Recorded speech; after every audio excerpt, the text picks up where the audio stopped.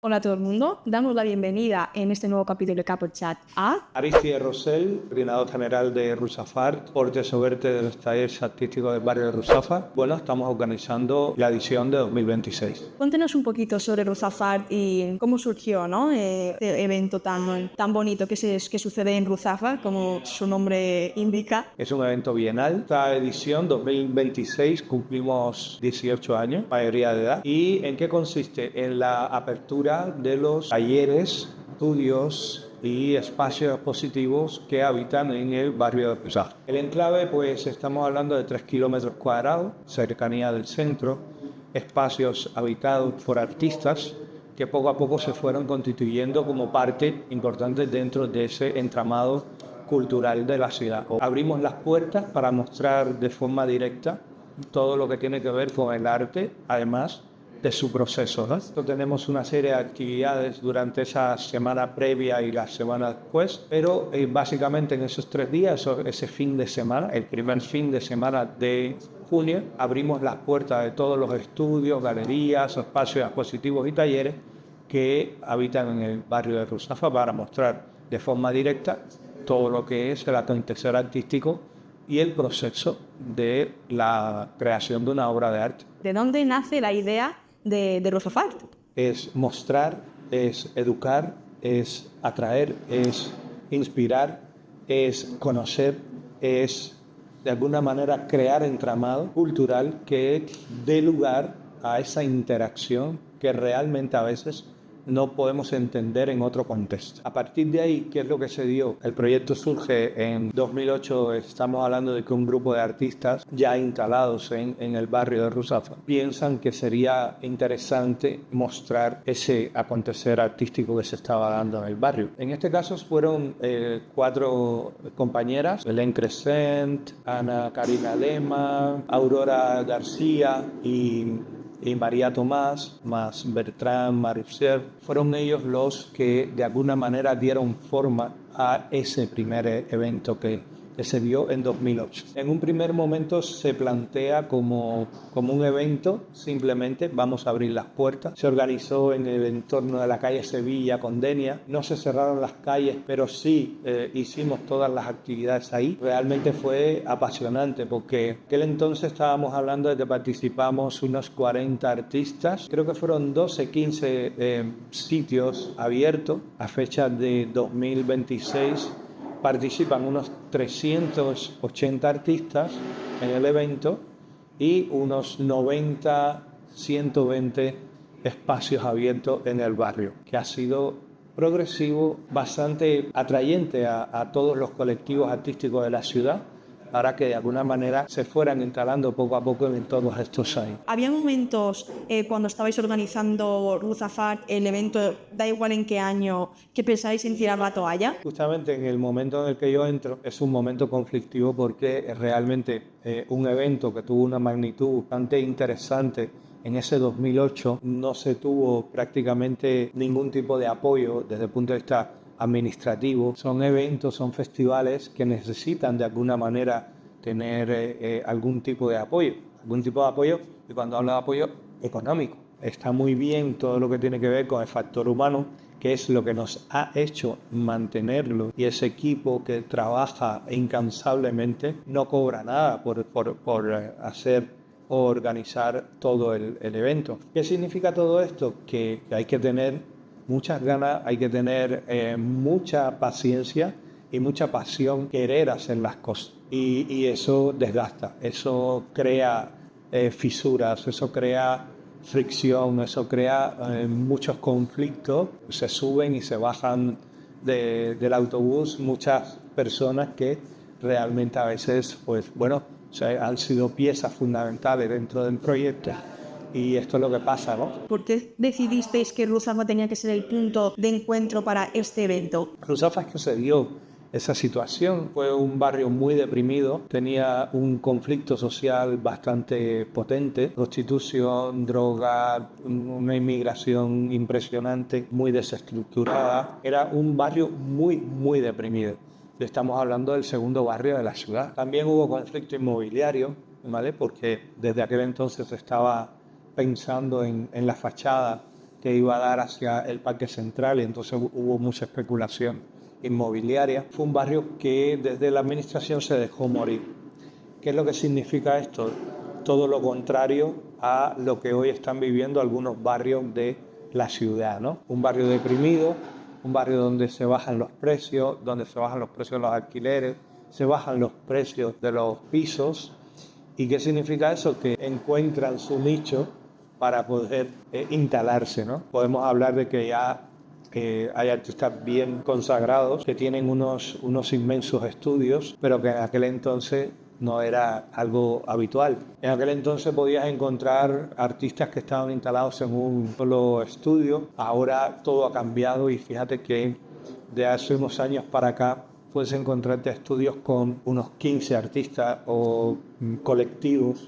¿Por qué decidiste que Ruzafart iba a ser bienal? Lo decidimos hacer bienal porque fíjate que en 2008, con todas las situaciones que sucedieron, se pretendía no que el evento naciera como una red o un programa establecido. Surgió y como mismo surge, prácticamente muere. De hecho, estuvimos preparando, estuvimos trabajando, estuvimos haciendo miles de cosas para poder sacar en el 2009 el evento y fue prácticamente imposible. Ahí es cuando yo tomo la rienda, montamos una asociación, la Asociación Cultural Ruzafart, que era la que iba de alguna manera a marcar los hitos, se marcaron los estatutos y eso dio lugar a crear una estructura. Es la que de alguna manera se ha mantenido en el tiempo para poder realizar todos los eventos durante todos estos años. Surge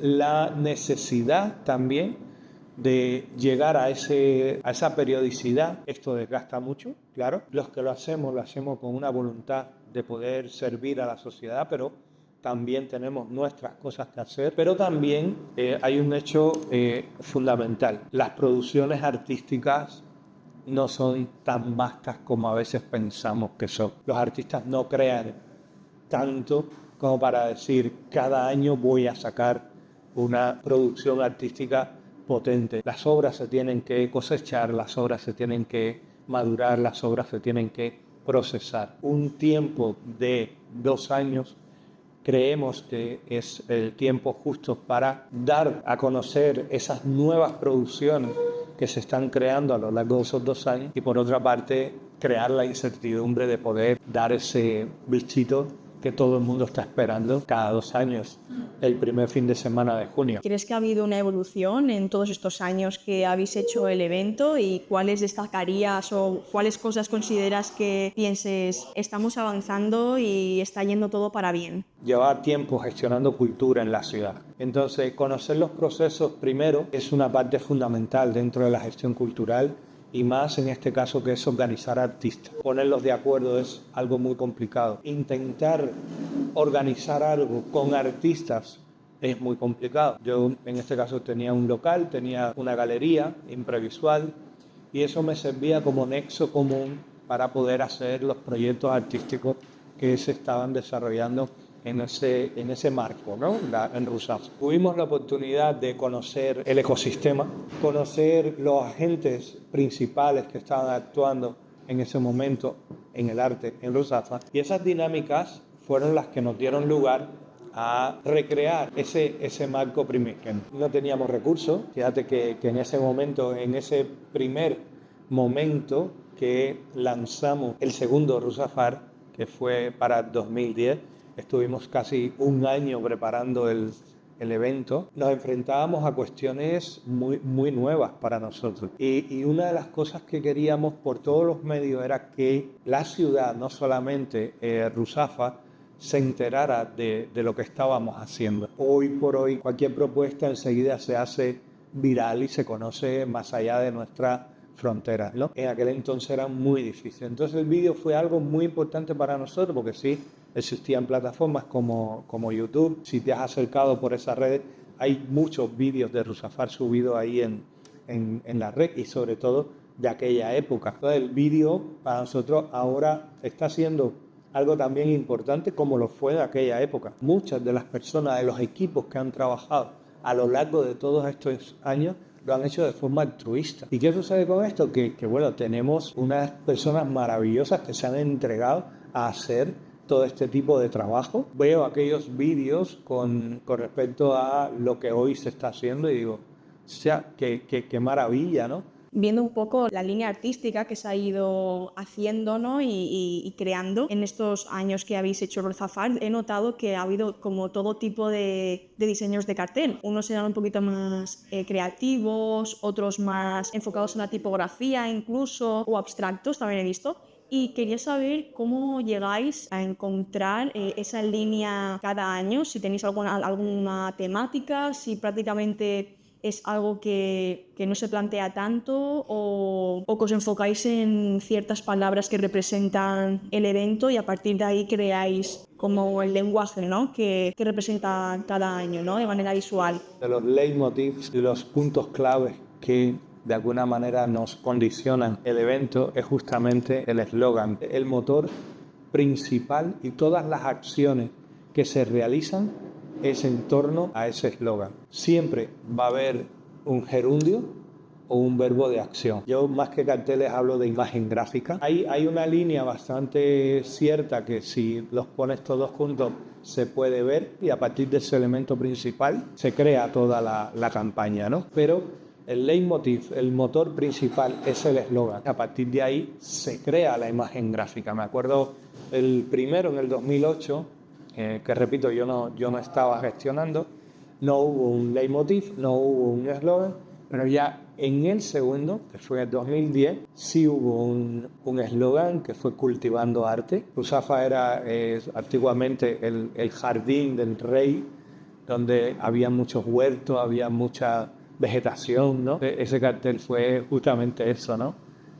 Fueron berenjenas, fueron zanahorias, cebollas, en fin. Esta última edición tuvimos la oportunidad de que uno de los grandes diseñadores de la Comunidad Valenciana fueron los que nos hicieron la imagen gráfica, que fue Boque Basal. Si lo habéis visto, es un puño. Creo que el cartel que más me ha gustado hasta la fecha es el de Justo 2024. Ese es donde se alternó con tipografía. Queremos que esa imagen sí siga siendo como el punto fuerte dentro del evento para poder comunicar las ideas que queremos transmitir. Viendo todas las ediciones, di cuenta que alrededor de 2012 fue cuando empezasteis a tener que hacer un programa más ordenado, porque al final el hecho de que cada vez haya más participantes, haya más actividades, obviamente eso requiere la llamada de orden. ¿El orden significa algo? ¿Es de manera aleatoria? Coméntanos un poco. Me preguntan, ¿qué tenemos que visitar?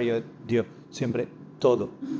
Hay que visitarlo todo. El orden que establecemos es súper aleatorio. Y te digo por qué. El folleto tiene 16 páginas. Y en 16 páginas tenemos que meter toda la información posible que va a salir en el evento. Organizar eso desde el punto de vista de diseño es muy complicado. Hemos cogido un poquito más allá de las fronteras de Ruzafa, la parte de Encort y Monte Olivete, y entonces ahora sí está un poquito más, puedes ir un día, puedes ir a Monte Olivete y al día siguiente ya recorrerte Ruzafa en condiciones. Pero es algo que siempre sí hemos querido que fuese una ruta de libre recorrido, sin condicionar a nadie. Porque así cada uno puede decidir lo que quiere para, no sé, o decir su propio orden, ¿no? Yo sí que me lo tomo como una especie de quincana y aunque no importe que el uno sea el uno, yo sí que me lo tomo como que primero el uno, luego el dos y luego el tres, porque al final me lo tomo como un juego, ¿no? Pero el dar libertad a que cada uno lo interprete como quiera, pues yo creo que también hace que forme un poquito más parte y como sí, que sea también participante del propio evento y que lo recorran como gusten, ¿no? Sí diferenciamos.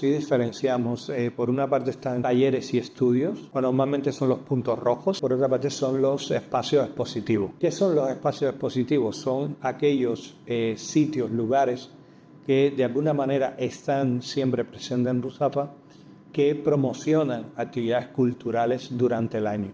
Que esos para nosotros son un pilar fundamental dentro del evento, como cafés, librería, teatro. Nosotros, por una parte, los estudios y galerías, los estudios sobre todo, y los talleres permanecen de alguna manera ocultos o cerrados durante esos 2 años Pero estos espacios expositivos, por otra parte, sí están abiertos, sí están haciendo cultura, están ahí al pie del cañón siempre, con lo cual para nosotros es importante. Por lo cual, por una parte los puntos rojos, por otra parte los puntos azules, por decirlo de alguna manera. Así creo que fue 2014, creo que fue en esa nueva entrega, bueno, nueva ya no, pero en su momento, entrega de 2014, fue cuando empecé a ver que habían ya colaboraciones comerciales. ¿Costó mucho llegar a ese punto? ¿Cómo surgió o cómo fue el proceso de plantearse u organizar ese año estas colaboraciones? En los primeros años fue bastante difícil,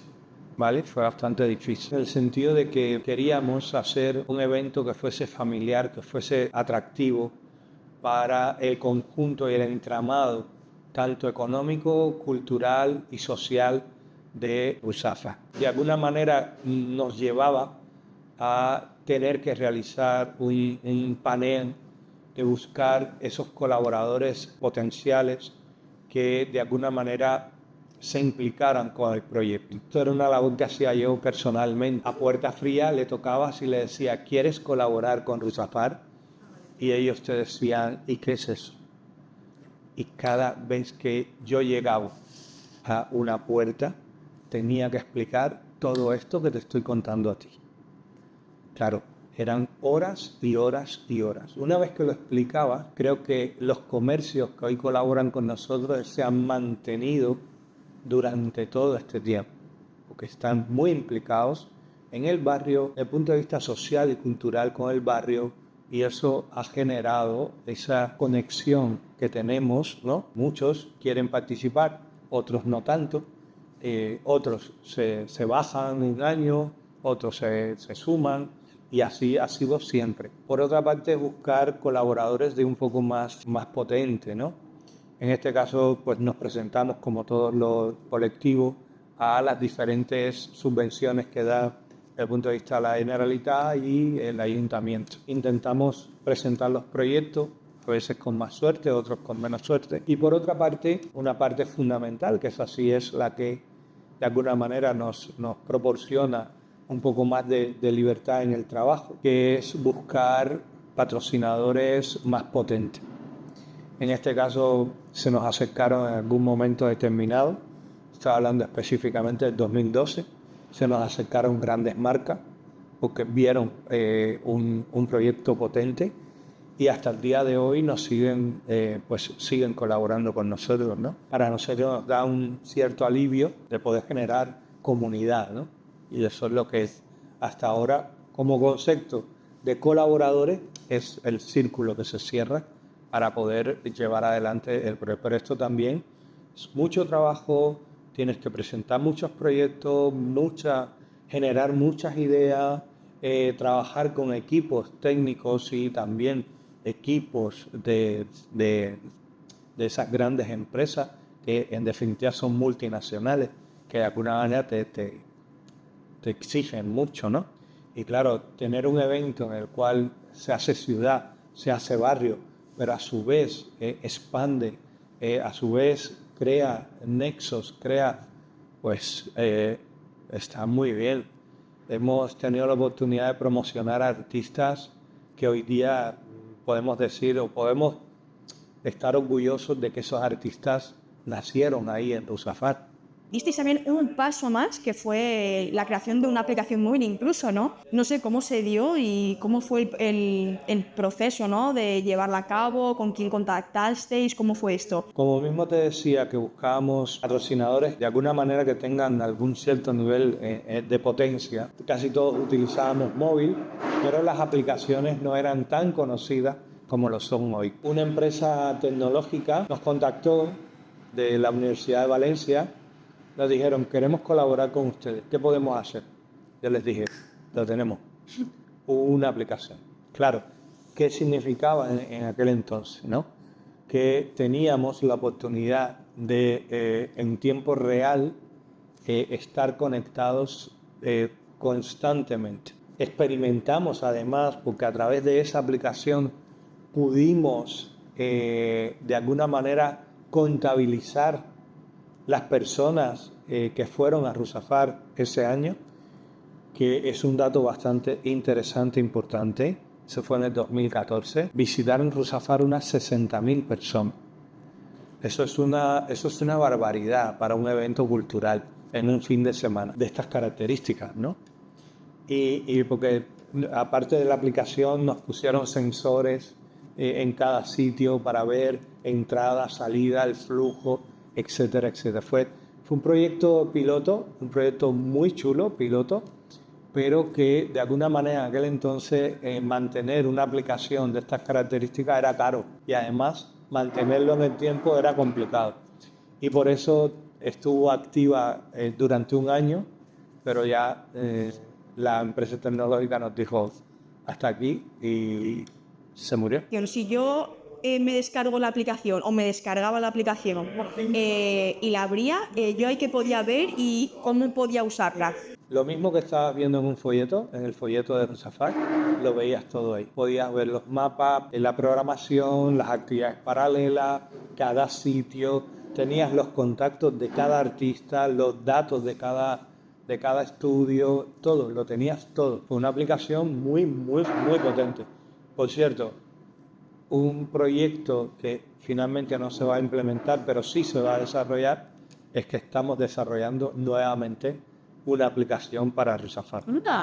Y seguramente será para el año que viene. También vi que creasteis una exposición colectiva para, obviamente, pues al ser algo voluntario, toda ayuda es buena. Y quería que nos contaras un poco cómo fue ese momento bonito donde todo el mundo quiso participar para crear una exposición para vender sus obras y que ese dinero ayudara a seguir avanzando con que Rusafar se mantenga y se pueda hacer mucho más tiempo. Participar en Rusafar para los artistas y los estudios no tiene coste. La única petición que le hacemos es que tienen que tener un estudio en Rusafar o que un estudio te invite a participar. Nosotros lo que hacemos es coordinar. ¿Qué significa todo esto? Que tuvimos un momento de crisis justamente desde el punto de vista financiero. Entonces en el equipo planteamos diferentes historias de cómo mantener esto, cómo hacer esto sostenible y planteamos una exposición que yo creo que a los artistas, en este caso, no les cuesta mucho desarrollar una pieza para el evento que te da cobertura, ¿no? Entonces le pedimos a todos los artistas que participaban en el evento, esta fue creo que en el 2014 y 2016. Es pequeño formato, todos tenían que ser 20 por 20, todos, independientemente de qué artista fuera, la obra se vendía por 50 euros. Entonces, claro, todos los artistas prácticamente se presentaron a esa convocatoria. Esa exposición colectiva la hacíamos en Imprevisual, en la sede de Rusafar, un acto súper solidario donde se recaudaba muchísimo dinero para la siguiente edición. Y era un acto altruista que para nosotros significó mucho. Es como una parte de Rusafar que es muy identificativa del proyecto. Para este año, ¿hay ya alguna temática establecida? ¿Puedes comentarnos algún avance? ¿En qué cosas podemos saber ya antes de que vengan los días que se celebran la Rusafar? Este año hemos planteado una campaña muy chula. Todavía no la hemos presentado, pero va a llamar mucho la atención. Nosotros como movimiento artístico siempre hemos estado a la vanguardia de muchas de las cosas que suceden dentro de los barrios, los sitios donde accionamos, ¿no? Y Ruzafa, por desgracia, ha sido uno de los barrios más conflictivos en este sentido, que es la gentrificación, la expulsión de los habitantes que de alguna manera han habitado durante toda la vida por ese proceso de turistificación que de alguna manera se ha dado lugar en muchos barrios de la ciudad. Incluso la especulación inmobiliaria ha puesto el foco ahí también. Queremos formar parte de este movimiento en el que de alguna manera queremos reivindicar el barrio como un barrio cultural, ¿vale? Esto no es un proceso exclusivo de Valencia.